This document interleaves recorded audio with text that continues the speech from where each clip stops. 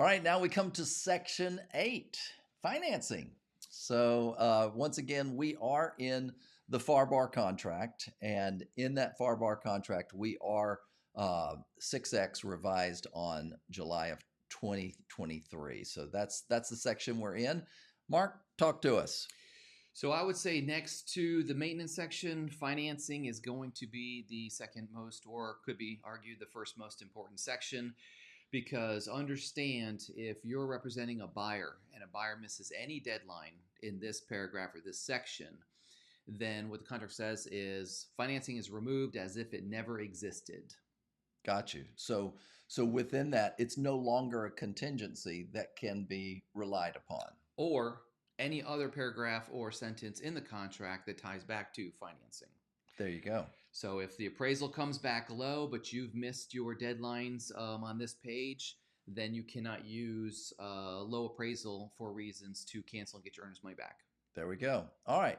So when we walk through this, of course, there is the cash transaction with no contingency. We love those. I bet. I love those. Right. Everybody loves those. And since we're on this one, there's two schools of thoughts when it comes to this. Some buyers and agents will come in and say, let's check cash only, even though we know we're doing financing. Some agents think that's deceptive. Some agents say it makes an offer stronger. So there's two schools of thoughts. Just be aware, if your client elects to select line 89, cash transaction, but knows that they're going to do financing, again, any sentence, any paragraph having to do with financing is removed as if it does not exist in the contract. Yeah, because it says no contingency. Correct. So that's you've removed that. So now we come to it's contingent upon, and if left blank 30 days, we don't want to leave anything blank.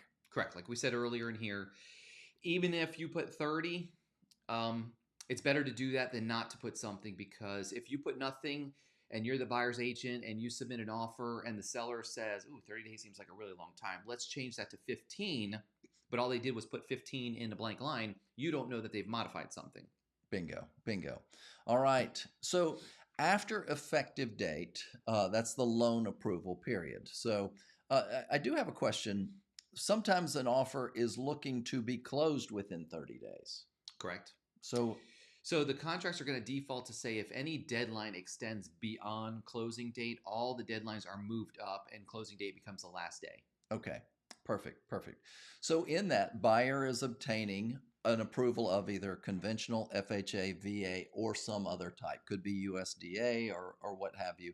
How important is it that to be accurate? So the main thing here, I know in the field, you go out to a buyer, you're like, I don't know if we're doing conventional or VA, or we may try to get a home equity line on our primary and then just pay cash. You check more boxes than less boxes if you represent the buyer. On the flip side, if you're a listing agent and you're getting a contract that says conventional, FHA, VA, it's kind of a red flag to these buyers are all over the place. You don't know what they're doing. There is a huge difference between a buyer getting a conventional loan or a buyer getting what we call an FHA or a VA loan, because there will be certain addendums attached to the contract and the seller may end up paying more closing costs than anticipated. There you go. All right. So in this section in particular, anything for the agent to really be aware of? Yeah, again, it's the terminology of the communication you have with your buyer. So you're going to want to find out if you're going to submit an offer and it is a seller's market, you want to be as specific and knowledgeable as you can. Right now, technically, we're in September of 2023, so it's not really a seller's market. It's more of a buyer's market. So you probably can get away with checking multiple boxes and still getting offer accepted. If you're absolutely not sure, like I said, select more than one box. And under the other, usually that's never filled out. There's a separate place for seller financing on the next page, so it's not really that. I guess if you were doing, let's say you were doing a conventional on the first, and then maybe you wanted to get some sort of rural loan, which would cover another 10 or 20%, which would be considered a second, you would put that in there. But you can also do that in the additional provisions. On line 92, it says fixed or adjustable, or fixed or adjustable rate in the loan. So fixed, adjustable, or fixed or adjustable. And then we come down to line 94, not to exceed. Right. And if left blank once again, then the prevailing rate based on the buyer's credit worthiness. How important is it to put a percentage in there? Well, it depends on how important it is to the buyer. So essentially, what you're doing is you're driving people around, showing them properties. If you don't know what their loan amount or payment threshold is, you could be wasting a lot of your time showing them properties they cannot afford. So what goes hand in hand with that is to know a couple good local lenders to find out. I mean, rates move every day, all day long. So as long as you know the approximate amount, you should be able to go into an amortization schedule on the internet, plug in different interest rates. When the buyer says, I can afford $3,000 a month for a payment, you need to understand how much the taxes are, how much the insurance are, and how much the principal and interest is in order to really complete this. Otherwise, like I said, you could be wasting time. But that would be a good conversation with the lender to say, and hopefully you're not showing properties to somebody that's not pre-approved if you're on that end. From that perspective, what are we aiming for, and what above that kills the deal?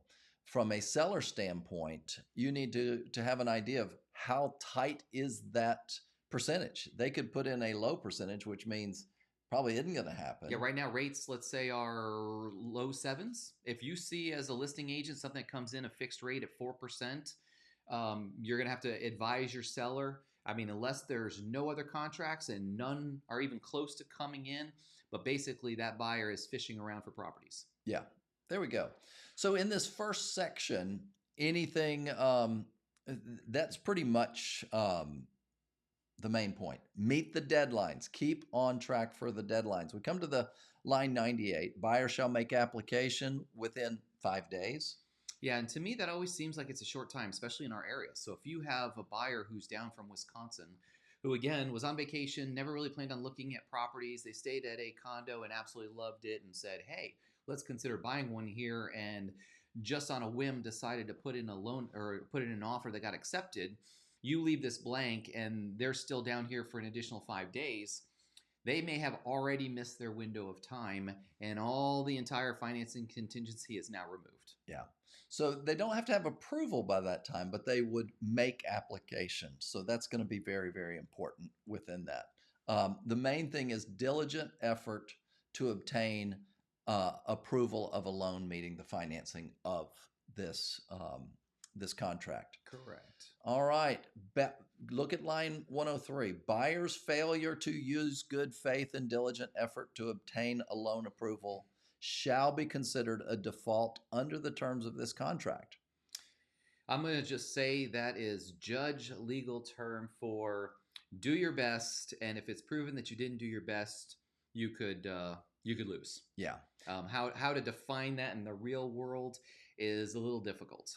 Well, and probably the egregious ones are somebody waits 20, 30 days, or, they never turned in, or you get word back. They never gave me any of the paperwork, the lender. That's when you start to get into trouble. And the next line, they attempt to define it. So it's going to say diligent effort includes, but is not limited to, timely furnishing all documents and information required by the mortgage broker and lender. Now, understand, if you're representing the sellers, you're never going to find that out. Right. Because if a listing agent calls the buyer's lender, there are all sorts of federal laws that say they can't disclose anything to them, despite the fact that basically you have a contract signed by a buyer saying, I agree, it's okay for you to disclose that. No lender is going to disclose that. There we go. All right, we come down to line 107. The buyer shall, upon written request, keep seller and broker fully informed about the status of the buyer's mortgage loan application, appraisal, loan approval, including the property's related conditions of the loan approval process. So this is authorizing the buyer's mortgage broker, lender, closing agent to disclose that status or progress. And this comes back to upon written request. Correct. So if normally what happens is the seller calls their listing agent, hey, how's the buyer's financing going? Listing agent says, that's a fantastic question. I have no idea. Let me call over there and find out. What the obligation there, it says, if the listing agent sends a written notice to buyer, please update me on it. Again, the buyer is supposed to update them. Now, what you'll find if you've done this long enough, traditionally, local lenders are quick to give you updates. Whether they're factually correct or not is up to them. Out-of-state lenders, Not chirp, so much. chirp, chirp, chirp. So we all sit around wondering how the loan application is going, and that's just the reality. Again, so if you are doing listings, you may want to educate your seller a little bit when that offer comes in and you're aware who the lender is, local, not local, you know them, you don't know them. You may say, communication may be a little choppy. I will do what I can control, but that's the best I can do. There we go. There we go. All right. So what else do we need to be aware of in this section in particular? Well, my answer as an attorney is everything, like always. Learn it from a lawyer, folks. Yeah. The things to note, like for instance, in line 112, you see the term approval period, and the A is capitalized and the P is capitalized. So that's a legal definitional term. So if we scroll backwards a little bit, we're going to find the approval period is going to be where's our line? Right here on line 90 into 91. Yep. This is the 30 days after effective date. That's the loan approval period. Right. So with all contracts, if you see two capital letters, that is supposed to mean somewhere earlier in the contract there's been a definition of that. So be aware of that. So a lot of people will call me and they'll start on line 112 and say, well, within the loan approval period, but they don't even know what that means. I'll have to say, let's pull out the contract. Was it 30 days? Was it 15 days? How many days did they put? So on the rest of the sections really is going to be about whether or not buyer officially attained their loan approval or did not, and what happens if they did or did not. So again, on line 112, we're at buyer shall notify the seller of same in writing prior to the expiration of the loan period, or, so buyer really has an option here. If they're confident, the loan officer is their family member and the loan officer is saying, don't worry about it, you're going to get approved even though I can't send you anything right now, then, or if buyer is unable to obtain loan approval within the loan approval period, but buyer is satisfied with buyer's ability to obtain, then under this contract, and you're going to have to know the differences between the contracts because this financing section, it's not the same language. Here it says buyer shall, and shall means you shall, not mean you may or you can or you have the option to. That means buyer must deliver a written notice to seller confirming, basically what they're saying is I'm approved and we're going to remove that section now from the contract. There we go. So if the buyer, let's jump down to line 116, because a lot of people say, can I get my earnest money back? Right. If a buyer is unable to obtain loan approval within the loan approval period, caps once again, or cannot timely meet the terms of the loan approval, all after the exercise of good faith and diligent effort. Right. And that's what we hear from a closing standpoint. Seller calls up, seller's agent. The buyer was terrible. Communication was terrible. We don't agree to release the earnest money because we don't think they complied with their exercise of good faith and diligence. But let's just assume for this purpose that they did. Then this is going to say if they've notified the seller in writing under the time frames, then they're going to be able to cancel the contract and I call it request their earnest money deposit back, because from a closing standpoint, if there's no dispute, you guys should be able to get a release and cancellation signed by the buyer and the seller. Yeah. If you cannot for some reason, then there's a dispute. And the closing company should not release the earnest money deposit. Yeah. Now, it's going to go into, in that dispute, it's going to come back to the language of this line 119 that it says the buyer shall be refunded the deposit, thereby releasing buyer and seller from all further obligations under the contract. Yep. Once again, the dispute is, I don't think that you used good faith and diligent effort. And that is the dispute that happens. And always know this, agents will ask me, does the buyer get the earnest money? Does the seller get the earnest money? And I always say, it depends. And you don't get to decide. The contract's between the two parties, not the title company, right? Not the agent. They have to agree to mutually agree to release the funds back to a party or split it or somehow that is between the two parties. Your job is maybe the communication back and forth between the parties. Yeah, what we get as a closing company is I'll get the buyer's agent saying, "We did everything right. I don't understand why the seller's not doing this." And they feel like they want to argue their case to me. But understand from the closing standpoint, this is how it works. I'm holding $5,000. I know it's not my money. I don't know who's rightfully entitled to the money. If I were to unilaterally release the funds to the buyer because I heard the buyer's arguments and said, "Wow, that's fantastic. You are correct. You're absolutely right." Once I send that money over to the buyer, let's say the seller hires an attorney and they file a lawsuit for return of their earnest money deposit. Buyer says, "I've already got my money. I'm not going to hire an attorney to defend something I already have." The seller's going to win. The judge is going to send an order to me as the escrow agent holding the money saying, "Now I need to take $5,000 of my own money and give it to the seller." Yeah. So that's why title companies should not be releasing the earnest money deposit. Yeah, unless there is the mutual consent. Correct. All right. So once again, the title company, the escrow agent, if they act as the judge, they're on the hook. Correct. Yeah. So that's why that won't come about. All right. So once again, let's come down to line 121. If buyer fails to timely deliver any written notice provided in paragraph 8B, 3, and 4 above to the seller prior to the expiration of the loan approval period, then buyer shall proceed forward with this contract as though paragraph 8A above had been checked as the effective date.